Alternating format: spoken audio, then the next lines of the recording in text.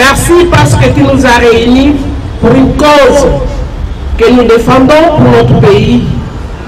Nous nous sommes assemblés ici pour penser à nos frères et sœurs qui sont morts injustement pour défendre notre pays et d'autres qui sont morts sans savoir pourquoi on les a assassinés. Cette célébration ou cet instant est appelé Génocide et c'est à chaque 2 jours qu'il est célébré.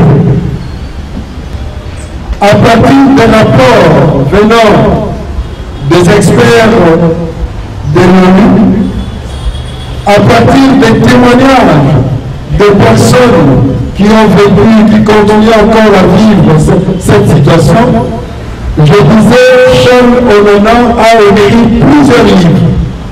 Et cette année, il vient encore de publier celui-ci intitulé Holocauste au Congo.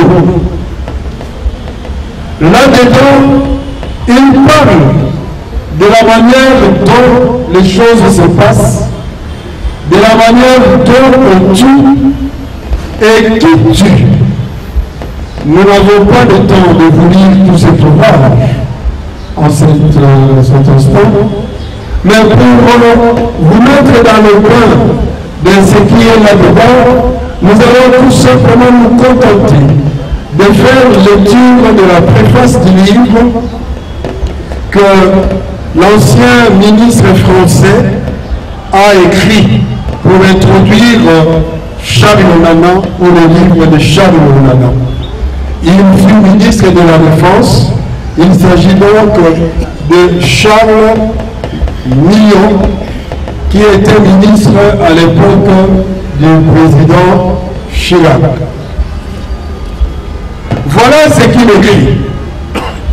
L'histoire actuelle du Congo-Kinshasa demeure obscure pour nombre de nos contemporains. Trop loin, trop compliqué, trop forestier, ce pays-continent dont les richesses immenses excitent les appétits et pourtant la proie depuis plus de 25 ans de vautours en tout genre, qu'ils soient intérieurs ou plus fréquemment extérieurs. Ce sont ces pages de sang que Charles Onana, qui s'est imposé comme l'un des meilleurs connaisseurs de cette Afrique que l'on nomme communément des Grands Lacs, met au jour ici. Des pages de sang qui devraient faire la honte d'une partie de l'Occident s'il venait ouvrir les yeux. Je dirais même qu'il ferait la honte, même de nous Congolais, si nous pouvions ouvrir les yeux. Car depuis 1997, en République démocratique du Congo, et particulièrement dans sa région orientale du Kivu, on dénombre 10 millions de morts, 500 000 femmes violées et 110 000 km² de forêts dévastées par l'exploitation illégale des ressources minières. Mais cette guerre, ouverte puis larvée, qui se déroule toujours à bas bruit, a des origines particulièrement exogènes et il faut remonter à 1994 et au génocide voisin de Tutsi par les Hutus au Rwanda pour comprendre les dessous des cartes. L'analyse géopolitique et les informations précieuses que Charles Onana apporte dans ses livres me poussent à rappeler de douleurs souvenirs sur le rôle de la France tel que j'ai pu le vivre en tant que ministre de la Défense de Jacques Chirac de 1995 à 1997.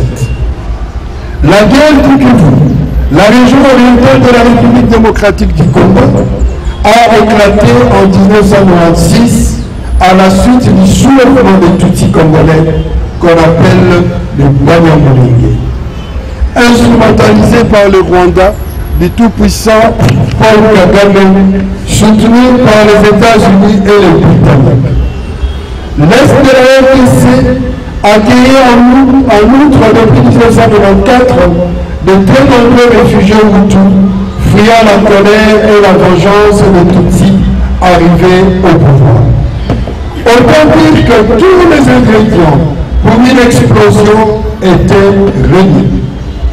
À cette époque régnait encore le Congo de Marshal Mobutu, qui, malgré de nombreuses exactions dues à sa tyrannie, demeurait un fidèle allié de la France et surtout un facteur de stabilité pour toute l'Afrique centrale.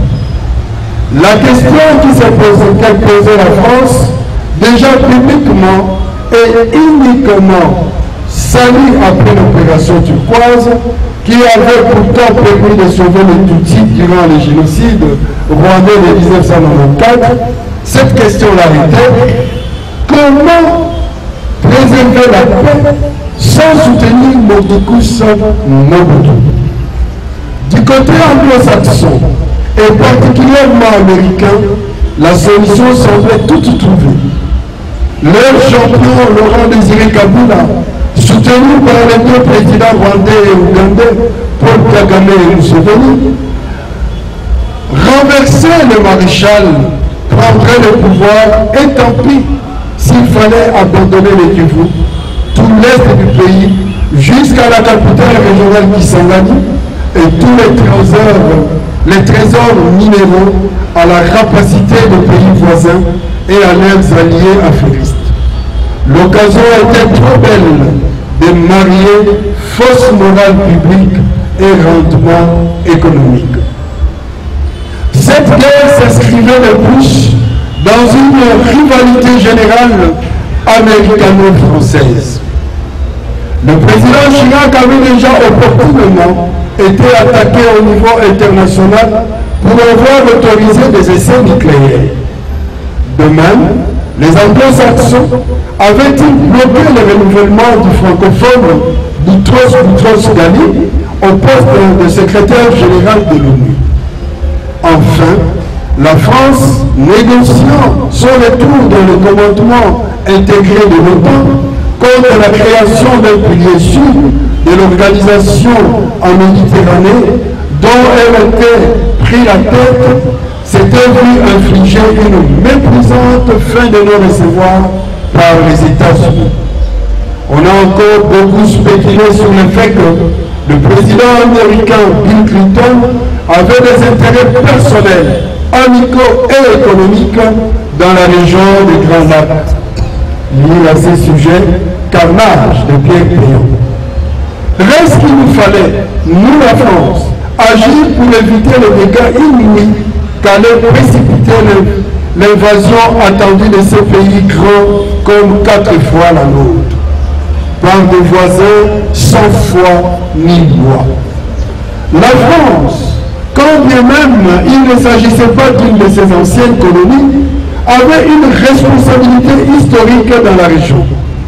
Après tout, sous Giscard d'Estaing en 1978, nos troupes étaient déjà intervenues à Colombie dans une opération réussie et admirée. La suite allait hélas, 3 fois hélas, confirmer nos prédictions. Tout avait pourtant bien commencé. En tant que ministre de la Défense, appuyé par le secrétaire général de l'Élysée, qui était alors Dominique de Villepin, j'avais présenté au Conseil de défense au président de la République un plan d'intervention militaire en RDC. L'armée française, blessée par les calomnies comparées par son action au Rwanda, 2 ans plus tôt, mais soutenue par la voix de son chef d'état-major, Jean-Philippe Drouin. Seuls quelques-uns renaclaient. Le Premier ministre Alain Juppé, le ministre aux Affaires étrangères, Edouard de Charette, et le conseiller Afrique de l'Élysée, Michel Dupuy, imaginaient que cette opération nous isolerait sur la scène internationale. Finalement, nous fûmes paralysés. Car, quoique Jacques Chirac ait donné son feu vert à ce moment-là, quoique les services soient prépositionnés sur le terrain, Quoique le plan militaire ait été achevé pour la stabilisation du Kivu par la France, lors du Conseil de défense suivant, le président de la République suspend l'opération.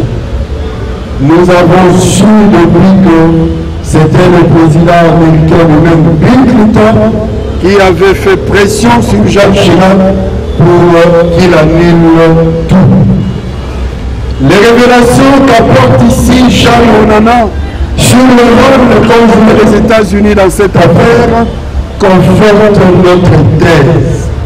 Et c'est l'une des grandes qualités de cet ouvrage, dont on espère qu'il aidera à rétablir la vérité historique que de s'appuyer sur des sources secrètes et nouvelles puisées à la meilleure eau.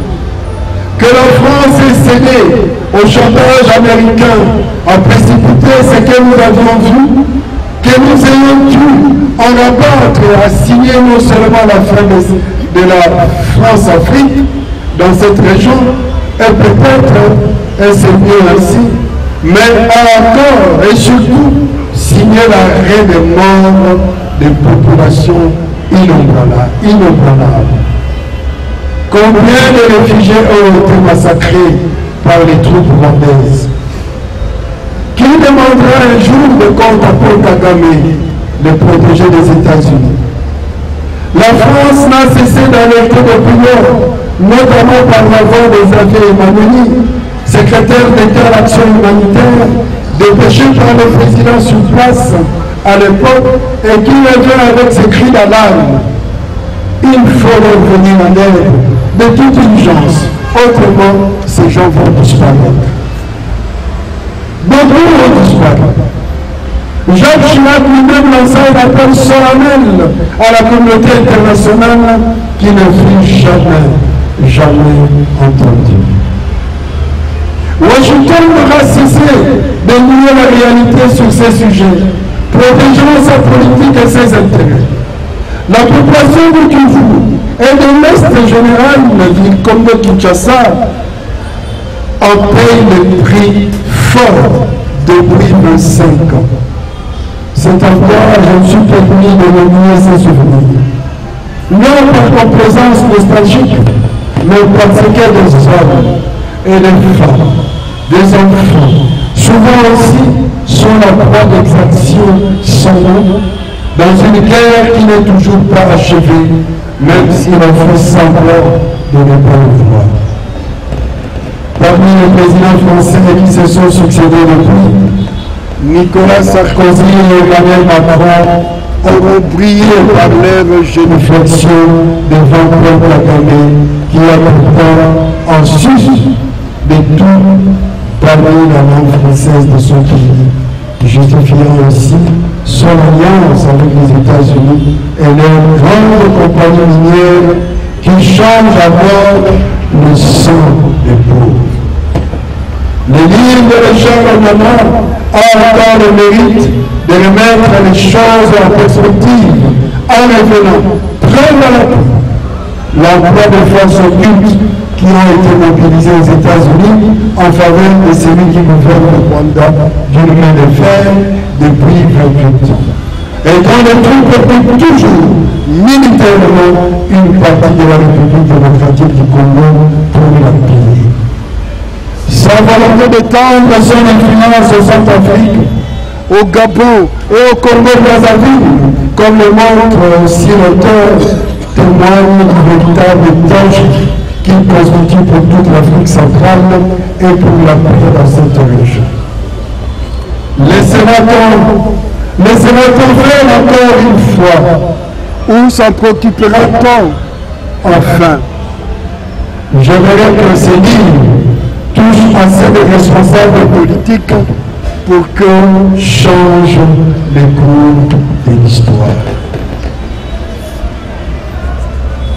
Chers camarades, de manière succincte, nous avons entendu l'implication des puissances internationales dans cette guerre. Nous avons entendu de manière laconique le nombre de morts des violés, des déplacés, des gens enregistrés. Le vœu exprimé ici en concluant ces quelques lignes, c'est faut-il entendre pour que les choses changent le cours de l'histoire.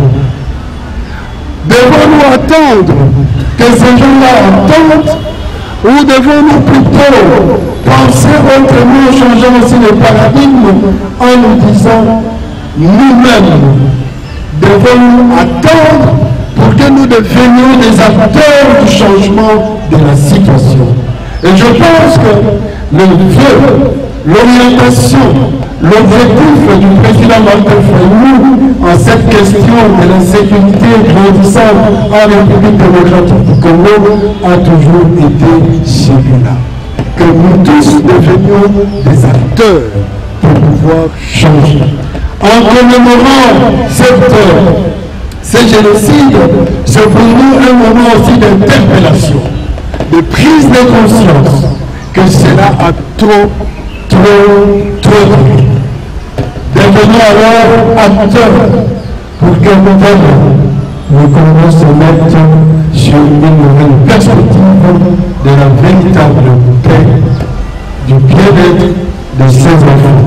Voilà pourquoi je vais vous inviter à acclamer fort notre auteur, Charles Onamor, qui donne son temps de s'investir l'énergie pour pouvoir documenter cette situation et permettre que nous puissions nous posséder et nous mettre besoin de nous au travail. Sur ce, je vais inviter le président et nous à prendre la parole. En attendant, on peut Internet. Mesdames, Messieurs, très chers compatriotes,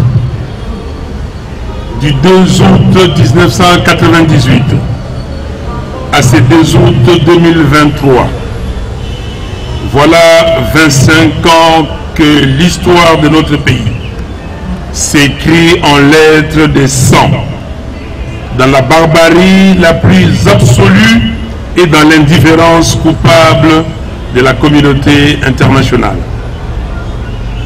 Les génocides contre le peuple congolais, commis par le régime de M. Paul Kagame, est sans nul doute le plus grand drame humain qu'a connu l'Afrique noire, après les horreurs de la traite négrière et la tragédie de la colonisation.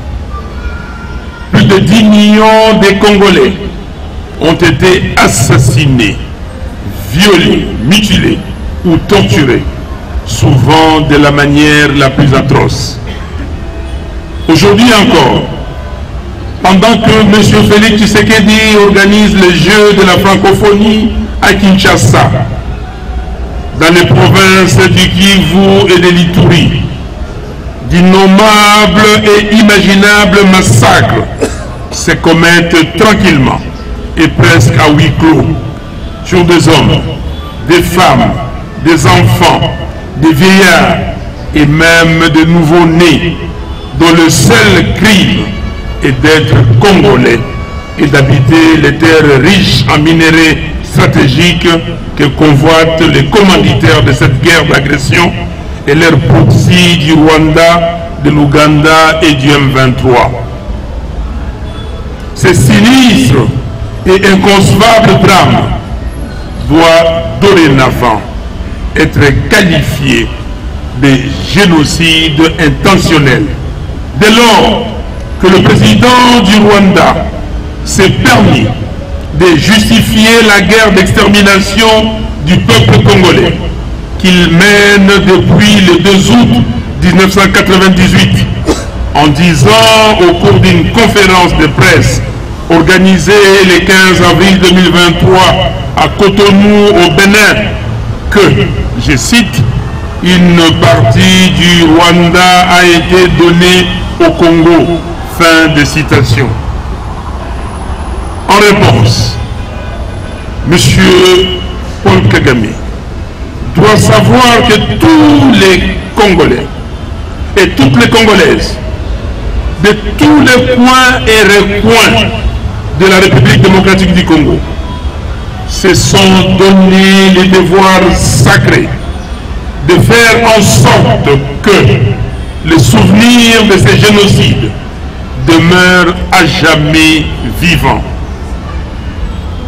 Nous, aujourd'hui, demain, nos enfants, après-demain, nos arrière-enfants, génération après génération, aucun Congolais n'oubliera ces effroyables tueries, ces viols et tous ces sangs congolais versés sur tant de villages et de territoires de notre pays.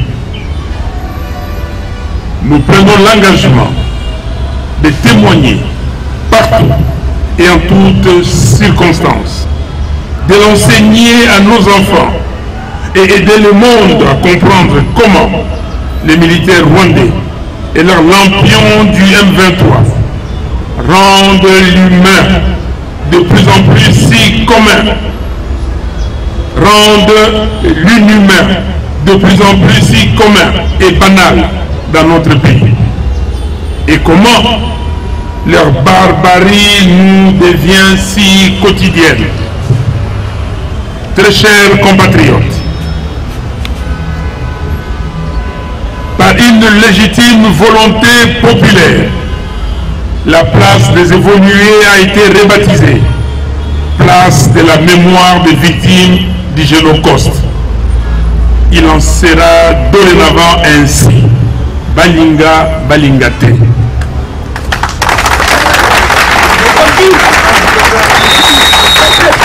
Tous les ans, depuis 5 ans, même plus, nous commémorons un génocide du peuple congolais dont l'existence est encore contestée au mépris des faits les mieux documentés et les plus évidents. L'article 2 de la Convention des Nations Unies pour la prévention et la répression du crime de génocide de 1948 dit pourtant en substance que le génocide, ce n'est pas seulement la tuerie, les supplices, la barbarie, le meurtre de masse, les horreurs. Le génocide, c'est la volonté délibérée et planifiée de faire disparaître un groupe, un peuple avec toute son histoire, sa culture, ses réalisations, sa langue, ses rites, ses traces et ses filiations. Comment ne pas percevoir que les effroyables éléments définitoires du génocide sont les pains quotidiens des Congolais au Nord Kivu, au Sud Kivu et en Ituri. Très chers compatriotes, l'instauration populaire de cette journée de commémoration est non seulement une question d'audace patriotique, de reconnaître et de faire reconnaître dans le monde les génocides du peuple congolais, mais aussi et surtout, c'est pour manifester chaque année, infatigablement, notre refus que le temps ensevelisse les victimes de ces terribles génocides dans l'oubli. Merci à toutes et à tous, y compris les compatriotes de la diaspora, qui ne pouvant être présents avec nous, nous ont envoyé des messages d'encouragement en nous confirmant leur volonté, que je sais largement partagée par les Congolais, d'ici et de partout ailleurs, de tout faire pour que de telles horreurs cessent au plus tôt d'ensanglanter et de continuer à endeuiller notre pays. Ne baissons pas les bras, très chers compatriotes. L'inertie de la communauté internationale rend précisément notre action plus que jamais nécessaire. À tous les compatriotes des territoires occupés qui souffrent encore de persécutions et de brimades en tout genre parce qu'ils sont tout simplement congolais, je leur dis que c'est à quoi la folie criminelle des envahisseurs de notre patrie vous soumet, nous hante et nous torture matin, midi et soir. Aujourd'hui, au-delà des mots qui sont trop faibles, au regard de ce que vous endurez tous les jours, nous nous inclinons dans le silence et l'émotion devant toutes les souffrances qui vous supplicient pour exprimer devant l'histoire notre volonté. La volonté de vous témoigner notre compassion, de transmettre cette histoire pour que rien ne l'efface de la mémoire collective et que personne ne l'oublie.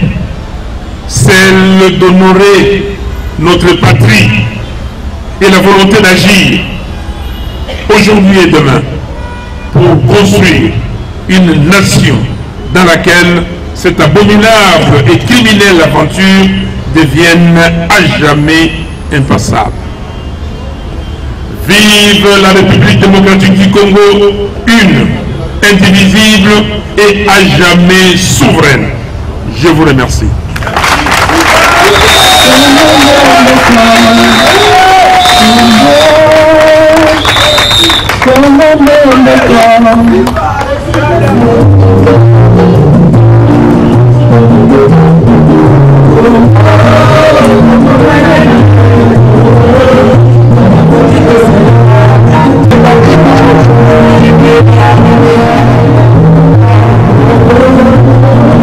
Que cette flamme ravive notre courage, que cette flamme ravive notre force pour que nous nous engagions à travailler pour mettre fin, alors résolument fin à toute cette situation macabre que nos frères et sœurs connaissent. Allez-y,